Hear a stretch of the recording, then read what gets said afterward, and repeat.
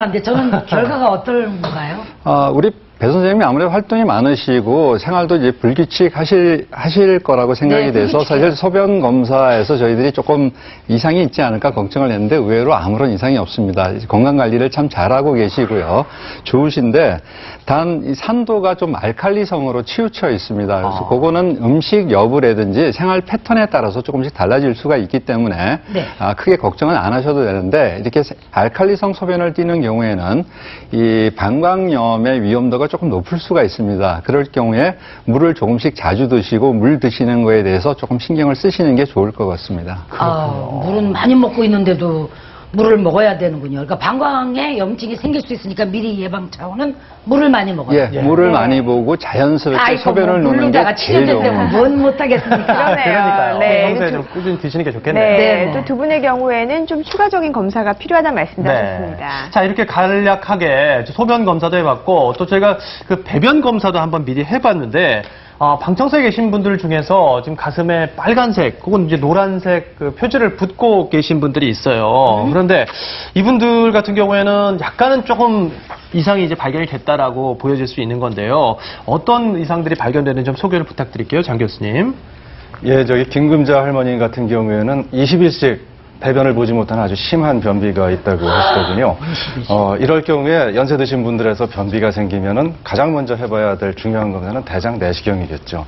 그런데 김금자 할머니께서는 한 7, 8개월 전에 대장 내시경을 해보셨다고 합니다. 거기서 특별한 이상은 없었던 거예요. 그러니까 대장암이나 직장암 같은 심각한 병은 걱정을 안 하셔도 될 것 같습니다. 저희가 보통 가벼운 변비인 경우에는 채소 많이 드시고 섬유질 드십시오 이 정도로 얘기를 하는데요. 이렇게 심한 변비는 대장, 직장 쪽에 기능 검사를 해서 변비를 분류하고 치료할 필요가 있습니다. 네, 뭐 다른 분들 같은 경우는 괜찮은가요? 옆에 교수님? 이모순 씨는 뭐 카드를 하나도 안 받으셨네요? 예. 이모순 씨는 뭐 설사기가 조금 있다고 하는데요. 보니까는 단순한 과민성 장증후군으로 생각이 됩니다. 네. 예. 김금자 선생님의 그 할머님의 경우에는 방금 말씀하셨다시피 뭐 20일 정도 동안 배변을 제대로 못 얼마나 하셨고, 힘드셨겠어요. 네. 여러 가지 다른 동반 증상은 또 없으셨는지도 궁금하네요. 네. 네. 다른 부분이 좀 힘들진 않으셨어요? 다른 동반은 없고요. 그냥 항상 아랫배가 무직해가지고 그렇지. 무겁고 그래요. 그리고 그래서 그런지 자꾸 이렇게 몸이 불어나는 걸 느껴요. 네. 예, 체중도 좀 부는 것 네, 같고, 네, 몸도 체중. 무겁고. 네. 그렇죠. 예. 자, 이렇게 보면요. 이 대변과 소변이 우리 몸의 정말 대표적인 배설물이고, 아까 말씀드린 것처럼 우리 몸의 건강을 알아볼 수 있는 지표가 될 수 있다는 게 참 놀라운데, 이렇게 보면 우리 몸 건강 상태를 잘 가늠해 볼 수 있겠군요. 이렇게 보면요. 예, 그렇죠. 저희가 음식을 먹으면 이게 어떻게 되겠습니까? 입을 통해서 음식이 들어가면은 그 다음에 심장 뒤쪽으로 식도가 있죠.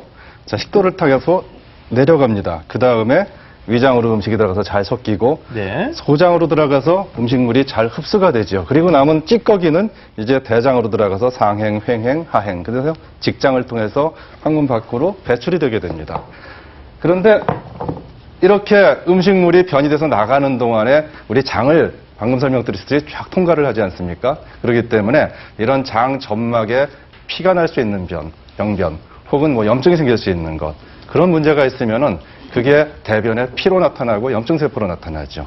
또 안에 기생충이 있다면은 충만이 대변에서 보일 수가 있겠죠. 네. 결국 대변 검사를 하면은 우리 몸 장 안에 있는 상태를 간접적으로 짐작할 수 있는 그런 검사가 되겠습니다. 네. 그렇다면 이번에는 뭐 우리가 물이나 또 음식물을 먹었을 때 이제 또 소변이 배출되기도 하잖아요. 그러면 어떤 이유로 어떤 경로로 나가는지 또 심 교수님께 말씀 드려볼까요? 예, 먼저 요로계를 한번 살펴보면요. 네.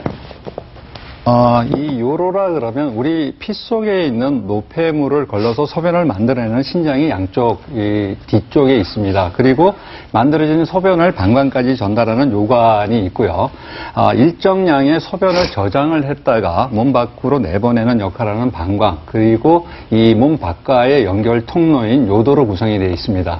이러한 그 요로 기관이 하는 일은 우리 몸 속에 있는 여러 가지 대사산물로 생기는 노폐물을 걸러서 소변 소변으로 만들고 이 소변을 몸 밖으로 배출시켜주는 역할을 하게 됩니다. 따라서 소변에는 여러 가지 다양한 물질들이 녹아져 있는데요. 소변 검사를 하게 되면 여러 개의 이상뿐만이 아니라 네. 우리 몸의 전반적인 건강 상태를